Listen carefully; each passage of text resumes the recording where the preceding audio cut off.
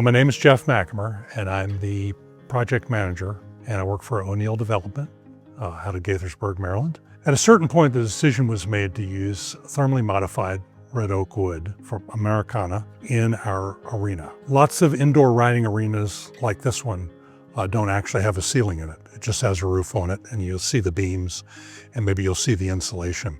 We decided to try a product that would be much more long-lasting and durable, and much more beautiful aesthetically.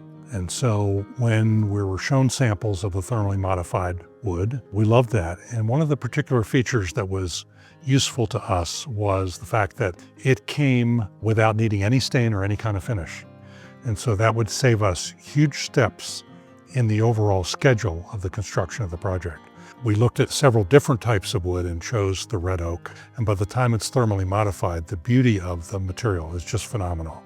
And it's a very stable wood, and it's not subject to rot or any kind of damage to the wood itself. And when it went up looking magnificent immediately, and we didn't need to do anything to it except to install it carefully. And so as a builder of 55 years experience, I foresee using it, as would other builders, in many different applications. On an interior of a house, on an exterior of a building, commercial buildings, all kinds of situations.